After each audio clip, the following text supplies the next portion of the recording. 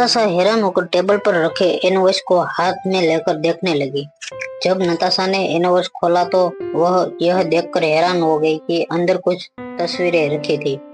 नताशा ने जब तस्वीरों को बाहर निकालकर देखा तो उसके चेहरे का एक्सप्रेशन बदलने लगा। यह तस्वीरें स्कूल के गेट के बाहर इंस्टॉल किए गए सर्विलांस कैमरे की निकाली हुई थी। यह वो तस्वीरें थी जिससे यह पता चल रहा था कि किस तरह नताशा ने श्रेया को ह्यूमिलिएट किया था और उसे मजबूर किया था कि वह नताशा के मुंह पर उसके दिए हुए पैसे फेंके। पीछे खड़े आकाश ने सख्त आवाज में नताशा से कहा, यह तो सिर्फ तस्वीरें हैं, मेरे पास स्कूल की सीसीटीवी फुटेज भी है जिसमें यह साफ पता चलता है कि किस तरह तुमने जानबूझकर श्रेया को प्रोवोक किया था। और अब भी अगर तुम नहीं मानती तो मैं एक काम करता हूँ, क्लब प्रिंस की सीसीटीवी फुटेज भी मंगवा लेता हूँ जिसमें हमें यह भी पता चलेगा कि किस तरह तुमने खुद जाकर लॉबी मैनेजर से कहा था कि श्रेया को क्लब प्रिंस में एंटर ना करने दिया जाए। क्या इतने सबूत काफी होंगे यह प्रूव करने के लिए कि तुम हर वक्त श्रेया को नीचा दिखाने की कोशिश करती रहती हो?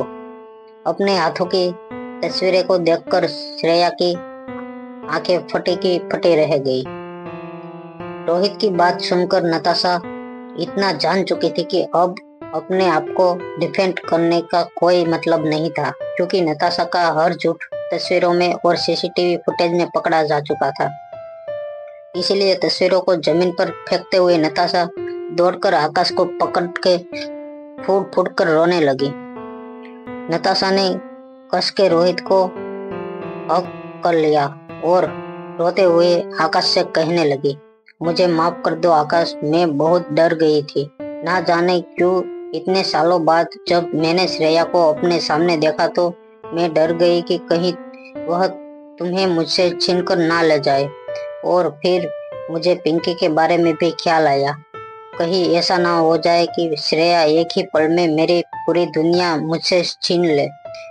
तुम ही सोचो आकाश, दिल्ली में इतनी सारी स्कूल है मगर उस श्रेया को सिर्फ हमारे पिंकी का ही स्कूल मिला था पूरी दिल्ली में नौकरी के लिए।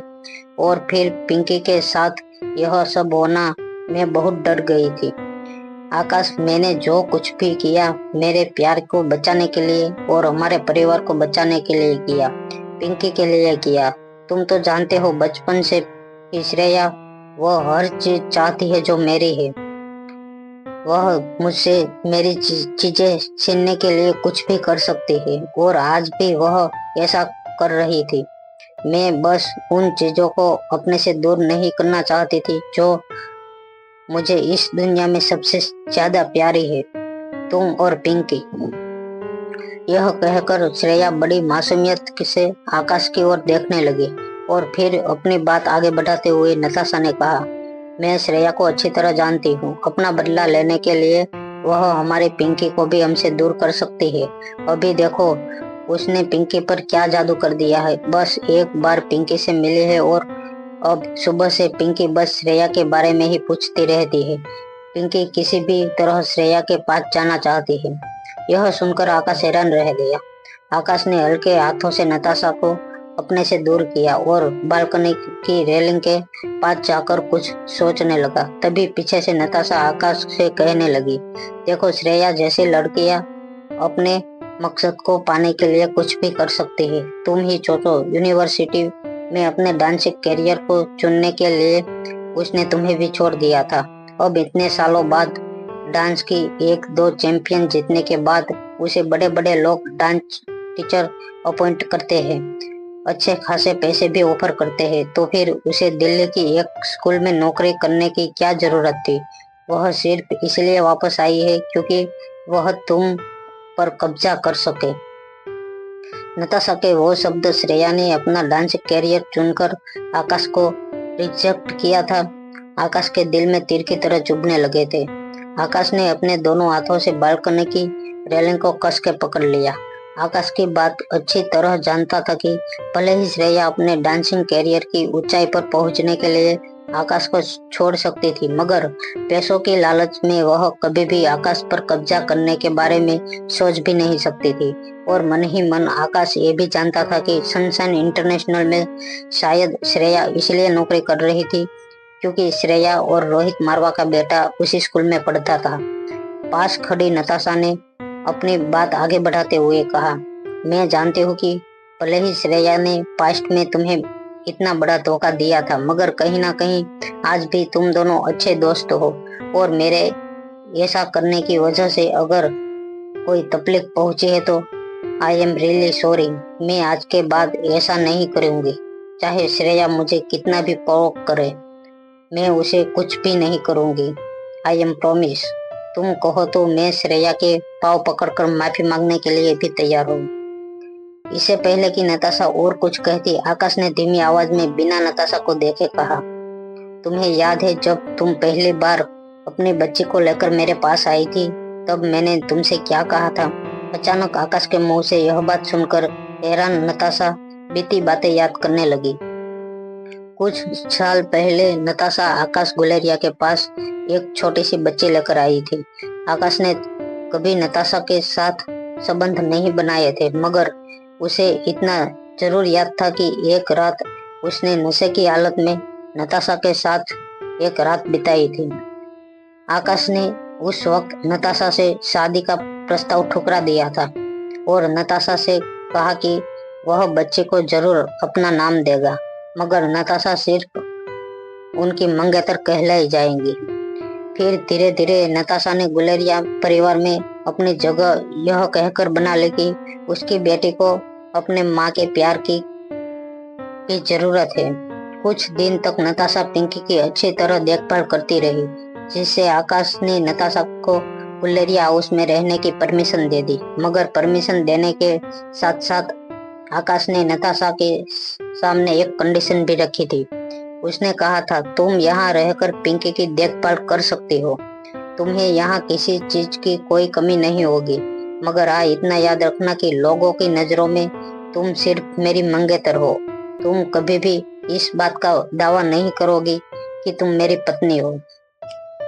उस वक्त नताशा ने बिना सोचे समझे आकाश की हर कंडीशन को मान लिया था। फिर जैसे जैसे वक्त बीतता गया, नताशा को लगा कि जरूर एक दिन ऐसा आएगा जब आकाश ऑफिशियली उससे शादी कर लेगा, जिससे वह पिंकी को माँ और बाप दोनों का प्यार दे सके। मगर पिंकी को स्कूल ले जाने और स्कूल से ले आने के अलावा नताशा का आकाश के साथ कोई इंटरलेशन नहीं था। आकाश और नताशा एक छत के नीचे जरूर रहते थे, मगर वह दोनों आज भी एक दूसरे से बिल्कुल अनजान थे। अभी नताशा पिछली बातों को याद कर रही थी, तभी आकाश ने धीमी मगर सख्त आवाज में नताशा से कहा, तुमने नियम तोड़ा है एग्रीमेंट का, तुम्हें यह घर छोड़कर जाना होगा। अभी इसी वक्त निकल जाओ यहाँ से। नताशा को ऐसा लगा जैसे अचानक ही नताशा के सर पर कोई बहुत भारी चीज गिरी हो। निकल जाओ यहाँ से का मतलब नताशा समझ नहीं पा रही थी। कंफ्यूज होकर नताशा ने आकाश से पूछा, क्या कहा तुमने? आकाश ने इस बार नताशा की आंखों में आंखें डालकर कहा, वही जो तुमने सुना, तुमने एग्रीमेंट का रूल ब्रेक किया है, इसलिए तुम्हें अब यहाँ से जाना होगा। मैंने तुमसे कहा था कि तुम कभी भी किसी को यह नहीं बताओगी तुम मेरी वाइफ हो, मगर आज तुमने वो रूल ब्रेक किया है। श्रेया को समझ नहीं आ रहा था कि इतने साल बाद अचानक ही आकाश फिर से इस एग्रीमेंट की बातें क्यों कर रहा था। जब से आकाश ने पिंकी को अपनी सगी बच्ची समझ लिया था, नताशा को भी इस बात का यकीन हो गया था कि आकाश आज नहीं तो कल उसे अपनी पत्नी जरूर मान लेगा। आकाश के साथ और गुलेरिया परिवार के साथ नाम जुड़ने के बाद नताशा ने अपने पापा की कंपनी मित्तल फाइनेंस को भी काफी फायदा पहुंचाया था। कई बार नताशा ने आकाश गुलेरिया के नाम का गलत इस्तेमाल करके मित्तल फाइनेंस के काफी प्रॉफिट दिया था। आकाश यह सब कुछ जानता था, मगर फिर भी आकाश ने नताशा को कभी इन बातों को लेकर टोका नहीं, क्योंकि आकाश नहीं चाहता था कि वह पिंकी से अपनी माँ को दूर करे।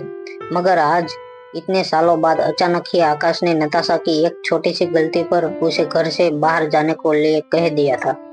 अपनी आंखों में आंसू लेकर नताशा आकाश से कहने लगी, अब जाने भी दो, एक छोटी सी गलती हो गई मुझसे और अब मैं दोबारा यह गलती नहीं दोहराऊंगी। I promise you. आकाश ने अपने शर्ट की स्लीव्स ऊपर चढ़ाते हुए नताशा से कहा, देखो बेहतर होगा कि तुम अपने आप इस घर से चली जाओ, वरना मुझे किसी को बुलाकर तुम्हें धक्के मारकर घर से बाहर निकालना होगा। आकाश के मुंह से यह बात सुनते ही नताशा जमीन पर गिर पड़ी। वह फुट फुट कर रोने लगी। अपने दोनों हाथ जमीन पर पटकते हुए नताशा सिसक सिसक कर रोने लगी। 6 साल इस घर में रहने के बाद भी नताशा आकाश के दिल में इमोशंस नहीं जगा पाई थी।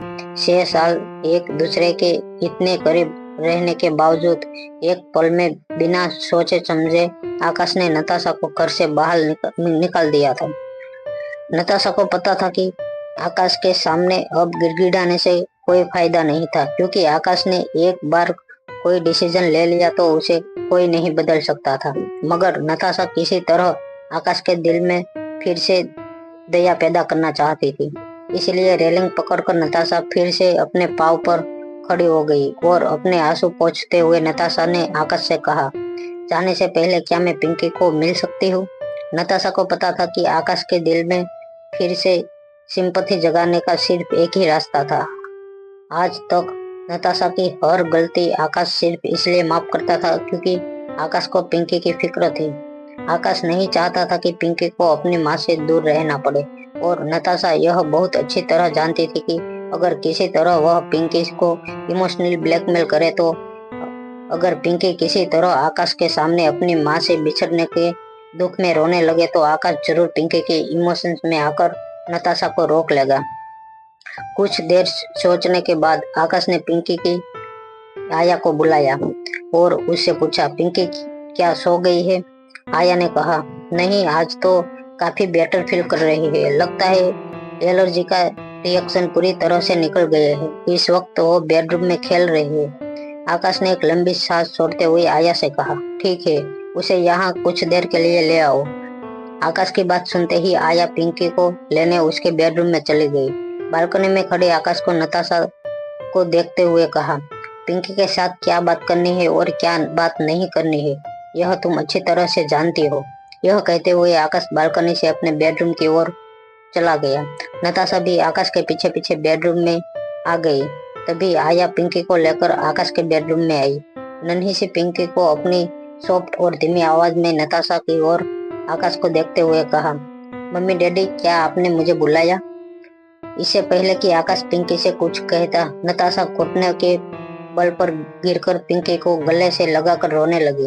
कुछ देर पिंकी को चूमने के बाद नताशा ने पिंकी से कहा, मम्मी कुछ दिनों के लिए तुमसे दूर जाने वाली है, मगर तुम एक अच्छी बच्ची की तरह रहना, घर में किसी को परेशान मत करना, खास करके अपने डैडी को। मम्मी तुम्हें बहुत मिस करेगी। यह कहकर नताशा फिर से पिंकी को चूमने लगी। फिर पिंकी की आंखों में आंखें डालकर नताशा ने पिंकी से पूछा, क्या तुम अपनी मम्मी को मिस करोगी? नताशा जानती थी कि इतने साल पिंकी का ख्याल रखने के बाद जब पिंकी के मन में यह बात आएगी कि उसकी मम्मी काफी दिनों तक उससे दूर रहने वाली है तो जरूर पिंकी रोते हुए उसे रोक लेगी। और एक बार अगर आकाश के सामने पिंकी ने कोई चीज मांग ली तो ऐसा नहीं हो सकता था कि आकाश उसे वह चीज लाकर ना दे। जब नताशा ने देखा कि नन्ही सी पिंकी कंफ्यूज होकर कुछ सोच रही थी, तब अपने दोनों हाथ पिंकी के कंधों पर रखकर नताशा ने पिंकी से पूछा, बोलो बेटा, क्या तुम अपनी मम्मी को मिस करोगी? पिंकी ने कुछ देर नताशा की ओर देखते हुए बहते हुए आंसुओं को देखा और फिर अचानक ही अपने हाथ के खिलौनों से फिर से खेलने लगी। नताशा पिंकी के अबॉर्ड को देखकर इरिटेट हो रही थी। उसका जी कर रहा था कि पिंकी को एक चुटकी काटकर रुला दे, मगर उसे डर था कि अगर आकाश ने उसे ऐसा करते हुए देख लिया तो नताशा की मुसीबत और ज्यादा बढ़ जाएंगी। फिर अचानक ही थोड़ी देर बाद पिंकी खेलते खेलते रुक गई और पिंकी ने नताशा से कहा, आप जाओ मम्मी, मेरी फिक्र मत करो, मैं एक अच्छी बच्ची बनकर रहूंगी, किसी को तंग नहीं करूंगी। पिंकी का आवाज सुनकर नताशा हैरान रह गई। नताशा को यकीन नहीं हो रहा था कि नन्ही सी पिंकी ने अभी भी क्या कहा था। नताशा अपने दोनों हाथों से पिंकी को कंधे पकड़कर हिलाने लगी। नताशा ने पिंकी से दोबारा पूछा, पिंकी क्या कह रही हो तुम?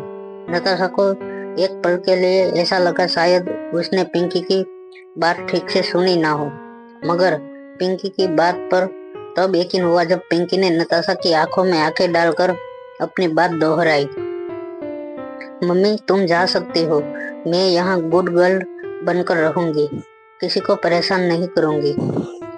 नताशा को इतना गुस्सा आ रहा था कि उसका जी कर रहा था कि वह वही पिंकी को 2-4 थप्पड़ लगा दे। पिंकी की कही बात से नताशा पूरी तरह पानी में फिर गया था।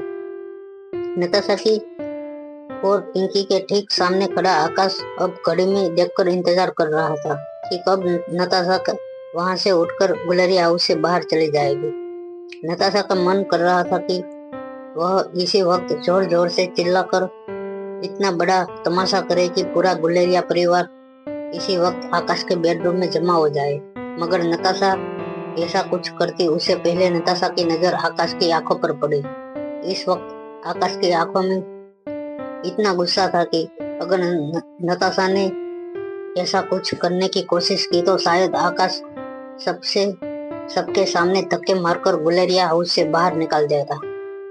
नताशा ने अपने इमोशंस पर कंट्रोल करते हुए एक फेक स्माइल देकर पिंकी से कहा, ठीक है मेरी बच्ची, मैं जल्दी लौट आऊंगी। नताशा ने आकाश से कहा, मुझे बस 5 मिनट देना, मैं अपने बेडरूम में जाकर अपनी कुछ जरूरत की चीजें लेकर आती हूँ। आकाश ने नताशा को बिना कुछ बोले हाथ के इशारे से नताशा को परमिशन दे दी। कुछ मिनट बाद नताशा एक छोटी सी बैग में अपना सामान भरकर फिर से आकाश के बेडरूम में आई और आकाश से कहने लगी, मुझे लगता है कुछ दिन मेरा दूर रहना ही सही होगा। जब तुम्हारा गुस्सा ठंडा हो जाए तो फिर आ जाऊंगी, प्लीज तुम अपना ख्याल रखना। जब नताशा ने देखा कि आकाश उसकी किसी बात पर कोई रिएक्शन नहीं दे रहा था तो कुछ देर बेडरूम में खड़ी आया को देखने के बाद नताशा वहां से चली गई। नताशा के पीछे पीछे आया भी बेडरूम से बाहर चली गई। नन्ही सी पिंकी कंफ्यूज होकर यह सब कुछ देख रही थी। तभी आकाश ने पिंकी को अपने हाथों में उठा लिया और पिंकी की टिमटिमाती तारे जैसी आंखों में आंखें डालकर आकाश ने पिंकी से कहा, चलो हम एक काम करते हैं, अब जब मम्मी घर से बाहर चली गई है तो हम इस बात का ध्यान रखेंगे कि वह फिर कभी वापस घर में ना आ पाए। नन्ही सी पिंकी आकाश की इन बातों का मतलब नहीं समझ पा रही थी। नताशा हमेशा से पिंकी से कहती थी कि काश तुम एक लड़का होती तो आज मेरी जिंदगी कुछ और होती। इसके अलावा ना तो नताशा ने पिंकी को कुछ भी कोई नुकसान पहुंचाया था और ना ही पिंकी को माँ का प्यार दिया था। पिंकी को देखभाल हमेशा आया करती थी। नताशा सुबह पिंकी को स्कूल ड्रॉप करती थी और दोपहर को पिंकी को स्कूल से लेकर आती। इसके अलावा वह पिंकी को तभी मिलती थी जब रात को दोनों एक ही बिस्तर पर सोते। नताशा की आंखों में पिंकी को कभी भी माँ का प्यार देखने नहीं मिला था। शायद नताशा को पिंकी से ज्यादा बाजार से खरीदे हुए गहनों पर प्यार आता था। नताशा जब भी अकेले में पिंकी के साथ होती तो पिंकी पर बहुत सारे रिएक्शन डाल देती, यह मत करो वह मत करो, और हमेशा पिंकी को एक ही सलाह देती कि कभी भी अपने पापा को किसी बात के लिए नाराज मत करना, ना ही उनसे कोई कंप्लेंट करना। इन सारी बातों की वजह से पिंकी पहले से ज्यादा कमजोर और लो कॉन्फिडेंस वाली बच्ची हो गई थी और जब भी पिंकी किसी भी चीज का एक एक्सप्लेनेशन नताशा से मांगती तो नताशा पिंकी को सिर्फ एक ही चीज बताती कि इस वक्त उनकी जिंदगी में जितने भी प्रॉब्लम चल रहे थे वह सब सिर्फ इसलिए चल रहे थे क्योंकि पिंकी एक लड़की थी। अगर वह लड़का होती तो मम्मी पापा कब की शादी कर ली होती और सारे प्रॉब्लम खत्म हो जाती। इन्हीं सब कारणों की वजह से कहीं ना कहीं पिंकी नताशा से बेहद डरने लगी थी। यहाँ तक कि पिछले 1-2 साल में पिंकी नताशा को देखते ही अपने आप को कमजोर महसूस करने लगती थी। जब आकाश ने पिंकी से कहा कि मम्मी अब दोबारा कभी इस घर में नहीं आएगी, तो मन ही मन कहीं पिंकी को राहत महसूस होने लगी थी। पिंकी ने अपने दोनों हाथ आकाश के कंधों पर रख दिए और अपना सर आकाश की छाती के पास रखकर अपनी सॉफ्ट और धीमी आवाज में कहा, ओके डैडी। पिंकी का जवाब सुनते ही आकाश ने राहत की सांस ली। आकाश को कहीं ना कहीं लग रहा था कि अगर पिंकी ने अपनी मम्मा को मिस किया तो ना चाहते हुए भी नताशा को वापस गुलेरिया हाउस आने की परमिशन देनी पड़ती। मगर पिंकी का जवाब सुनते ही आकाश ने नन्ही सी पिंकी के गालों को चूमकर नौकर को आवाज लगाई। आवाज सुनते ही एक नौकर दौड़कर बेडरूम में आया। आकाश ने नौकर से कहा, उस औरत के बेडरूम का सारा सामान पैक करके मित्तल हाउस पहुंचा देना और सिक्योरिटी वालों को भी इंटरेस्ट दे देना कि वह औरत दोबारा कभी हमारे बंगलों में ना घुस पाए। आकाश की बात सुनकर नौकर जरूर हैरान हो गया था, मगर अपने मालिक को किसी भी तरह का सवाल पूछने की उसमें हिम्मत नहीं थी। वह बस आकाश का हुक्म सुनकर हाँ में सर हिलाकर वहां से चला गया। क्लब प्रिंस रोहित मारवा रिया के साथ क्लब प्रिंस के प्राइवेट रूम में अनिका के आने का इंतजार कर रहा था। टेबल पर बैठी नन्ही सी रिया मेन्यू कार्ड में लगी तस्वीरों को देख रही थी। वैसे तो रोहित हमेशा बहुत ही एक्सक्लूसिव फूड और ऑर्डर करता था अपने लिए और आर्यन के लिए। खाने पीने के मामले में रोहित बहुत स्ट्रिक्ट था। No oil, no butter, no cheese. ज्यादातर रोहित अपने लिए और आर्यन के लिए सैंडल और बॉइल्ड वेजिटेबल्स ही ऑर्डर करता। मगर रिया के चेहरे पर जंक फूड को देखकर जो खुशी रोहित ने देखी, वो देखकर रोहित ने सोच लिया था कि रिया चाहे जो भी ऑर्डर करना चाहती है वह उसे बिना किसी रोक टोक के ऑर्डर करने देगा। तभी मेन्यू कार्ड पर लगी एक बड़ी सी आइसक्रीम की तस्वीर को देखकर रिया ने उस पर उंगली रखकर कहा, डैडी मुझे यह मंगवाना है। अभी सर्दियों का मौसम पूरी तरह से खत्म नहीं हुआ था और ऐसे मौसम में आइसक्रीम सेहत को खराब कर सकता था। रोहित रिया को आइसक्रीम से दूर रहने की सलाह देने ही वाला था, मगर जब उसने अपनी नन्ही सी बेटी की आंखों में आइसक्रीम को देखकर चमक देखी तो रोहित से रहा नहीं गया और उसने मुस्कुराते हुए रिया से कहा, ठीक है कर दो ऑर्डर। ठीक कुछ ही सेकंड बाद रिया ने मेन्यू के अगले पन्ने पर फ्रेंच फ्राइज की तस्वीर देखी। रिया ने फ्रेंच फ्राइज पर उंगली रखकर कहा, डैडी मुझे यह भी मंगवाना है। फ्रेंच फ्राइज मतलब तेल और फ्रोजन पोटैटो से बनी हुई एक ऐसी स्नैक जिसमें स्वाद तो जरूर होता था मगर कोई न्यूट्रिशन वैल्यू नहीं होता था। रोहित ऐसी चीजों से हमेशा दूर ही रहता था, मगर आज वह अपनी बेटी का दिल नहीं तोड़ना चाहता था। इसलिए रोहित ने रिया से कह दिया, ठीक है कर दो ऑर्डर। इसी तरह रिया अलग अलग डिशेस पर उंगली रखती गई और हर एक डिमांड के बाद रोहित रिया से कहने लगा, ठीक है कर दो ऑर्डर, ठीक है कर दो ऑर्डर। देखते ही देखते रिया और रोहित का पूरा टेबल अलग अलग प्रकार की टेस्टी और जंक फूड से भर गया। रिया मेज पर लगी अलग अलग फूड डिशेस को देखकर इतनी खुश हो गई कि मानो उसे कोई खजाना मिल गया हो। रिया बहुत अच्छे से जानती थी कि इतना सारा खाना रिया और रोहित के लिए खत्म नहीं हो सकता था। इसलिए एक फ्रेंच फ्राइज उठाकर उसे अपने मुंह में डालकर रोहित से पूछा, मम्मा अब तक क्यों नहीं आई? यह सारा खाना हम दोनों मिलकर पूरा नहीं कर पाएंगे।